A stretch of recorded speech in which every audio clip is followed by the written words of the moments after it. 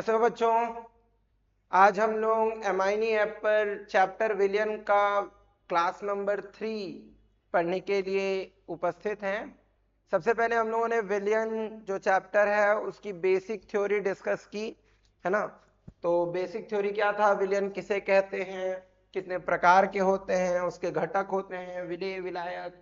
फिर उसके बाद उनके प्रकारों को डिस्कस किया हम लोगों ने, असंतृप्त, संतृप्त, अति संतृप्त विलयन। फिर एक डेडिकेटेड क्लास विलेयता पर गया, विलेयता किसे कहते हैं, इसे प्रभावित करने वाले कारक। पिछले क्लास में अगर बच्चे आपने नहीं अटेंड किया तो उसे अटेंड कर लो।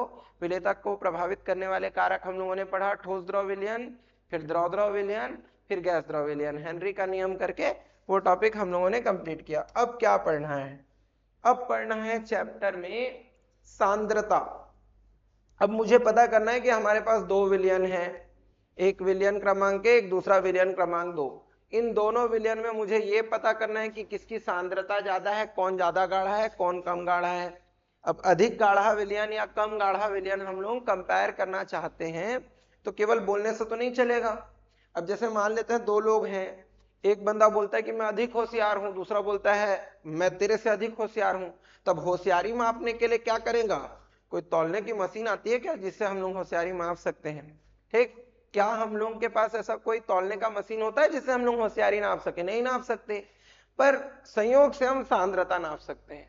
अगर पता करना हो कि मेरी घर की खीर गाढ़ी है कि तुम्हारे घर की खीर गाढ़ी है तो हम लोग उसको तुलना कर सकते हैं। तुलना करने की कुछ विधियां हैं, अलग अलग विधियां। उन विधियों के बारे में हम लोग इस चैप्टर में अच्छे से डिस्कस करेंगे। इनमें से कुछ है जैसे द्रव्यमान प्रतिशत, आयतन प्रतिशत, द्रव्यमान आयतन प्रतिशत जिसको कि हम लोग स्ट्रेंथ या विलयन की शक्ति भी कहते हैं, पीपीएम पार्ट्स पर मिलियन, मोल प्रभाज।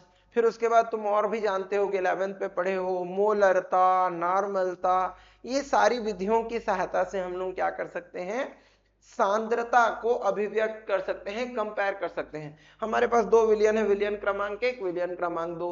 मुझे पता करना है कि किसकी सांद्रता अधिक है तो मैं मोलरता ज्ञात कर सकता हूं, या द्रव्यमान प्रतिशत वहां से भी पता कर सकता हूं, मोल प्रभाव से भी पता कर सकता हूं, मोल लता से भी पता कर सकता हूं, फॉर्मलता से भी पता कर सकता हूं। तो इतने सारे लता क्यों हैगा, इसके बारे में पढ़ेंगे ना। अगर मोलरता हो गया और वो फुल एंड फाइनल था तो नॉर्मलता क्यों पढ़ रहे हैं? अगर नॉर्मलता फुल एंड फाइनल था फिर मोललता काहे पढ़ रहे हैं? तो इस चैप्टर को जैसे ही तुम लोग सुनोगे, इसमें डिस्कशन देखोगे, तुमको हर चीज धीरे धीरे अच्छे से समझ में आने लगेगी, है ना। ठीक, तो हम लोग इस चैप्टर में सांद्रता के बारे में पढ़ते हैं। चलो भाई, अभी यहां हम लोग देख रहे हैं हमारी जो साथी है राधा जी, वो यहां पर काम कर रही है। क्या काम कर रही है भैया? तौल रही है। तौल करके क्या बना रही है? जल में मिला रही है। और जल में मिला करके क्या बनाएगी? कोई विलयन, है ना। तो जो हमारी राधा रानी है वो एक विलयन में विलेय तौल कर डालेगी और हम लोग वहां से पता कर सकते हैं कि विलयन की सांद्रता कितनी है। ठीक, तो हम लोग यहां पर ना बेटा अच्छे से डिस्कस करेंगे दो टॉपिक। पहले देखो भैया, टॉपिक ऊपर में लिखे हुए हैं, कौन कौन से? द्रव्यमान प्रतिशत और कौन सा? आयतन प्रतिशत। तो समझने की कोशिश करते हैं, प्रतिशत है क्या, इसको डिस्कस करने की कोशिश करते हैं। चलो भाई, अभी पहले तो हम लोग इस टर्म पे आते हैं कि प्रतिशत का मतलब क्या होता है। शत का मतलब होता है 100, शत का मतलब क्या होता है? 100। और प्रति का भैया ऐसे हम लोग लगाते हैं ना, प्रतिशत का मतलब अगर देसी भाषा में पूछे 100 में कितना, 100 में कितना, इसका मतलब है प्रतिशत। अब जैसे कि कोई तुमसे पूछ लिया तुम्हारा 10th में कितना प्रतिशत था जी, कितने मार्क्स लाए थे? वैसे वो आदमी अच्छा तो नहीं लगता है जो तुमसे प्रतिशत पूछे, है ना। ठीक, कभी कभी मन करता है अंकल जी आप अपना बताओ तो आपका कितना था, है। अपना 50% भी नहीं होगा और हम 80 लाए तो भी कम बताता है सामने वाला। चलो कोई नहीं, वो तो होता ही है, सब जगह जनरेशन गैप, अलग अलग नंबर आते थे। पर प्रतिशत का मतलब समझते हैं। अगर मान लेते हैं किसी बच्चे के 82% मार्क्स हैं, इसका क्या मीनिंग है? 82% मार्क्स है, इसका क्या मीनिंग है? अगर उसने 6 विषय पढ़े और 6 विषय में कुल नंबर था 100, कुल नंबर कितना था 100, तो 100 में से कितना पाया हैगा 82 नंबर पाया है, 82 नंबर पाया है, तब तो है उसका 82%, है ना। अब सोच के देखो, अगर मान लेते हैं बर्थडे में तुम्हारे एक केक आया, मजा आ जाता नहीं, केक, है ना। तो मान लेते हैं बर्थडे में तुम्हारा एक केक आया है ना, केक में चेरी चेरी हाँ, अब तुम जिस फ्लेवर का तुमको अच्छा लगता है तुम वो फ्लेवर ले लो, है ना। और तुम्हारे घर में 4 भाई बहन हो तुम लोग, इसके 4 बराबर बराबर हिस्से किए गए, मम्मी पापा को पूछे थे नहीं हम, और एक पूरा का पूरा हिस्सा तुम्हें मिल गया, ये तुमको मिला, ठीक। तो कुल मिलाकर के 4 भाग का 1 भाग मिला, तो प्रतिशत कितना, 4 भाग में 1 भाग मतलब 1/4 मिला, प्रतिशत में निकालूंगा तो 100, इसका मतलब हो जाएगा 25%। कितना हुआ 25%, ठीक है।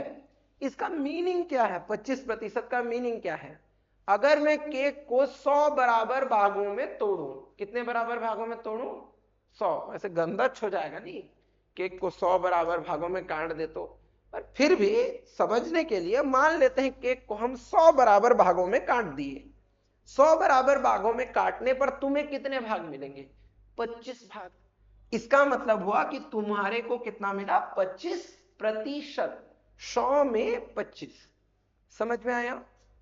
अब हम लोग हमारे चैप्टर के टॉपिक पे आ जाते हैं। चैप्टर का टॉपिक है हमारा क्या, द्रव्यमान प्रतिशत। क्या है, द्रव्यमान प्रतिशत, यह है इसका। तो क्या है, अगर मैं विलयन, कोई विलयन है, विलयन में, विलयन किसे कहते हैं, 2 या 2 से अधिक पदार्थों के समंगी मिश्रण को विलयन कहते हैं। 2 या 2 से अधिक पदार्थों के समंगी मिश्रण को विलयन कहते हैं। सभी अंगों में एक समान रूप से विलय को विलायक में घोल दिए हैं। अब अगर विलयन को हम कितने बराबर भागों में बांटे, 100 बराबर भागों में बांटे, किसके अनुसार बांटे, द्रव्यमान के अनुसार बांटे। किसके अनुसार बांटे, द्रव्यमान के अनुसार। कितने बराबर भागों में बांटे, 100 बराबर भागों में बांटे। उन 100 भागों में जो मेरा घटक है, घटक क्या हो सकता है, कोई विलेय हो सकता है, कोई विलायक हो सकता है। विलयन में तो कई सारे विलेय भी हो सकते हैं ना, मतलब मान लो मैं पानी लिया, उसमें नमक डाला घोल दिया, फिर शक्कर डाला उसे भी घोल दिया, घोल सकता हूं कि नहीं घोल सकता हूं, फिर उसमें मैं कोई और चीज हल्दी मिर्चा भी घोल दिया, हाँ घोल तो सकता हूं कि नहीं। तो बहुत सारे घटक संभव है, घटक हो सकता है ए बी सी डी, हम जेड तक जानते हैं, कोई कमी थोड़ी नहीं है।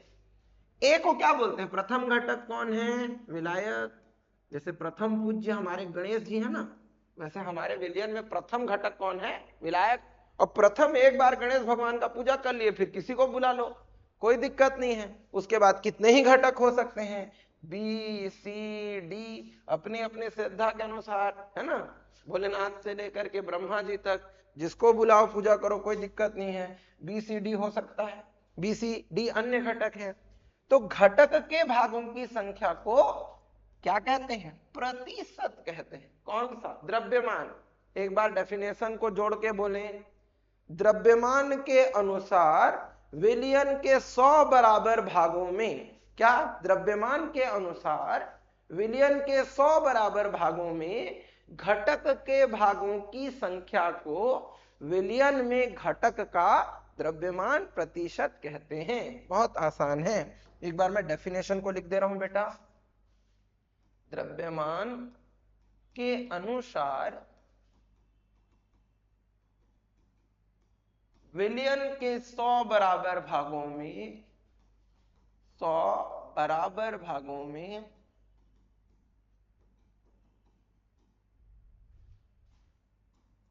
घटक के भागों की संख्या, भागों की संख्या को विलयन में घटक का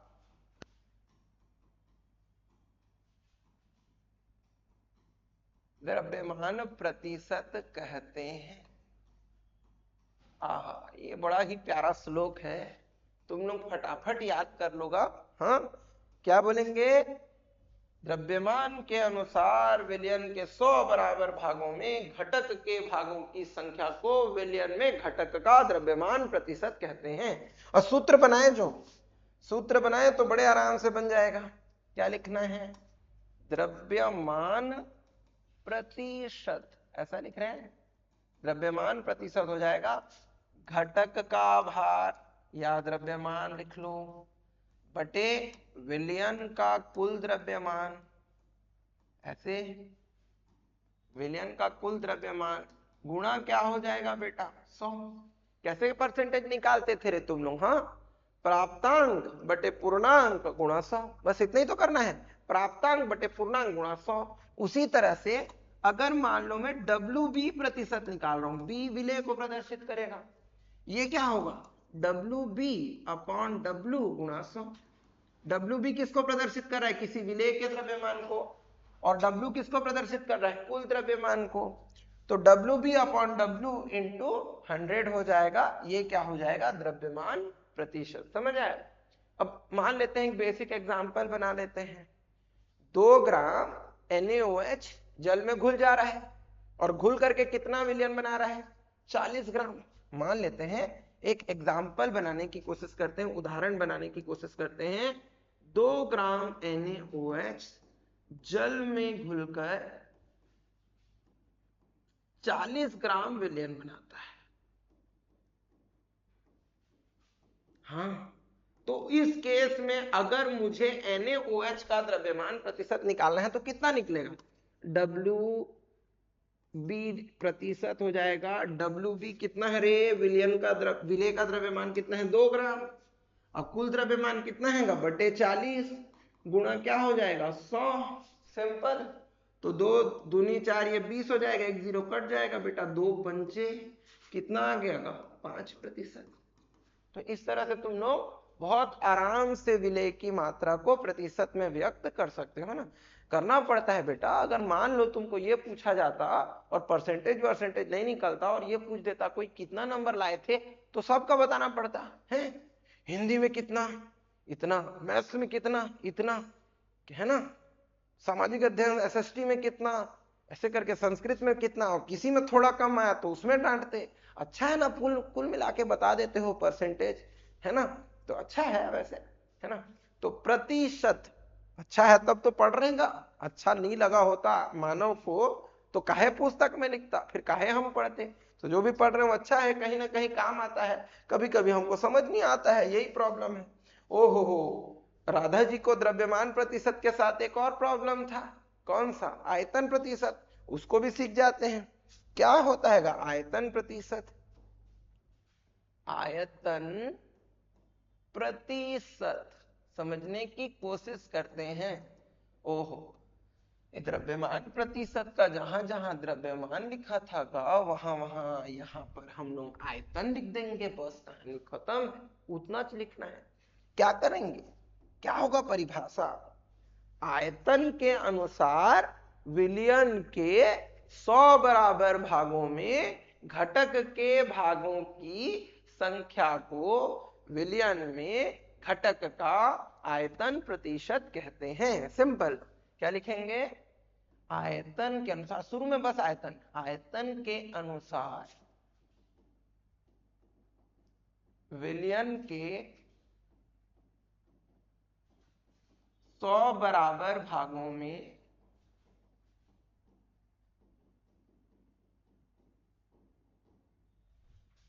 घटक के भागों की संख्या को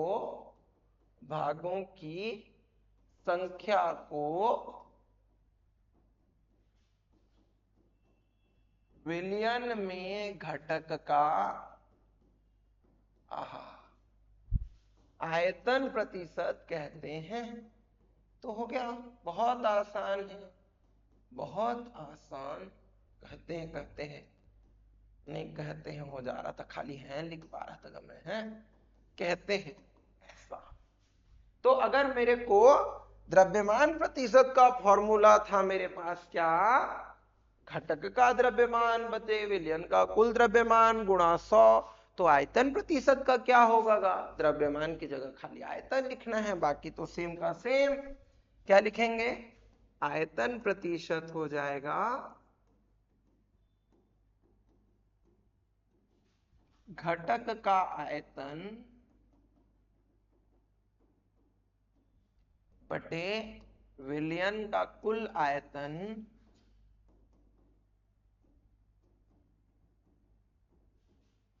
गुणा 100। सिंपल। VB प्रतिशत, अच्छा जरूरी नहीं कि VB हो, VC VD कुछ भी हो सकता है, पर VB प्रतिशत क्या हो जाएगा, VB अपॉन V गुणा 100, जहां V क्या है, कुल आयतन है।